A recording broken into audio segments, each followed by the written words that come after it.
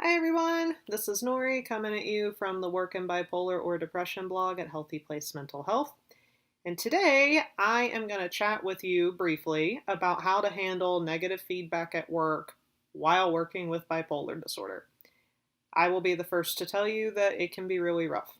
I recently got a less than stellar performance review myself, which was a little devastating.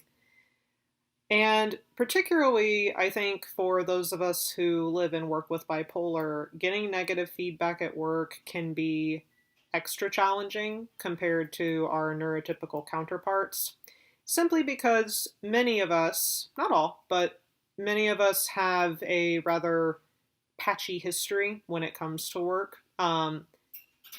Whether that be bouts of unemployment or underemployment, getting fired from a job or perhaps multiple jobs due to behavior or symptoms triggered by our illness.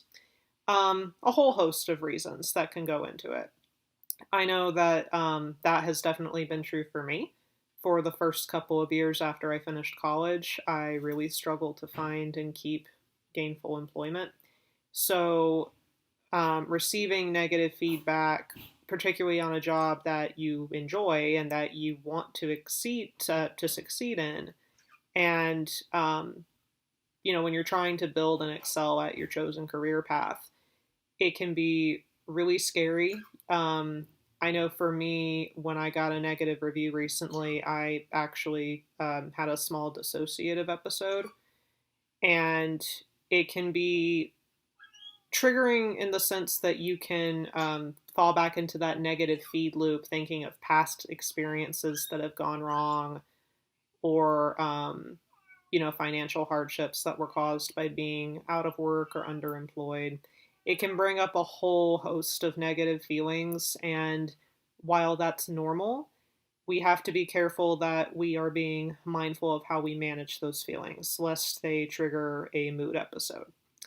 So, some of my tips that I've been using lately that have been helping me cope: try as much as you can. Every circumstance is different, obviously.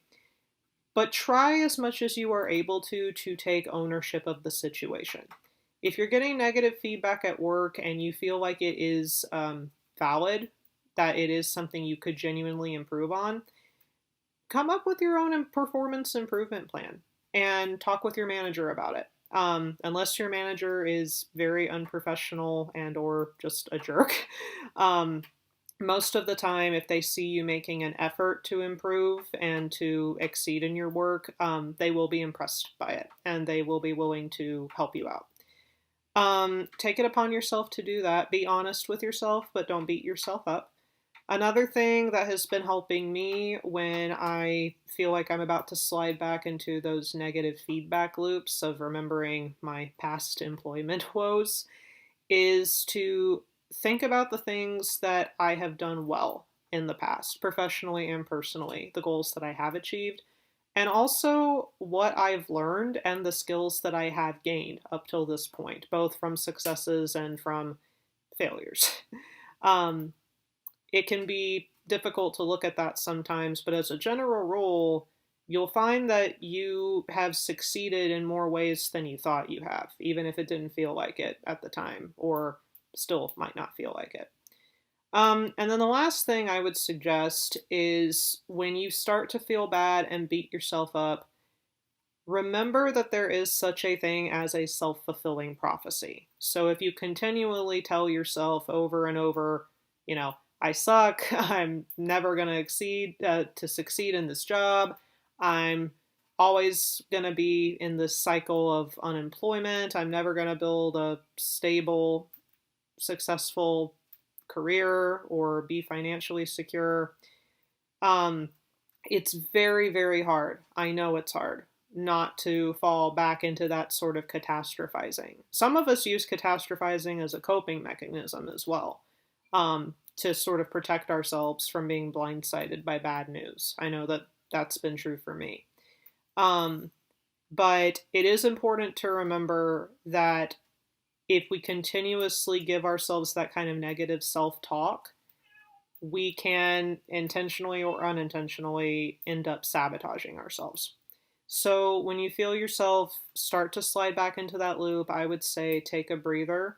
What I do is I will pause, I will play music that makes me feel inspired and motivated, and I also use journaling. I use it to have conversations with myself, if that makes sense, like writing a letter to myself about, hey, you're pretty awesome, and also you're totally capable of accomplishing this. Here are some short-term goals we can take.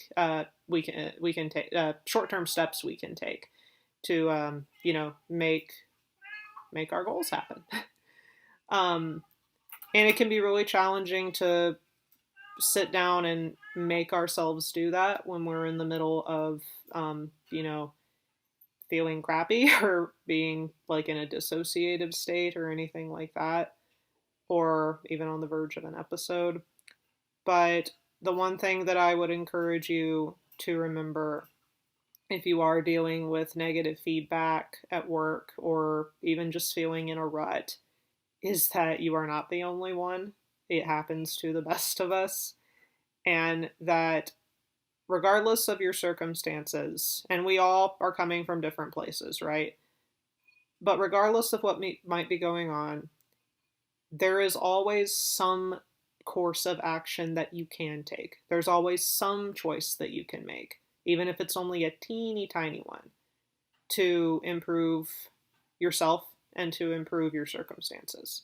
Again, all of us are coming from a different place. Some of us, unfortunately, have more privilege and more resources than others, but we all have some kind of choice that we can make, even if it's just a choice to get out of bed in the morning.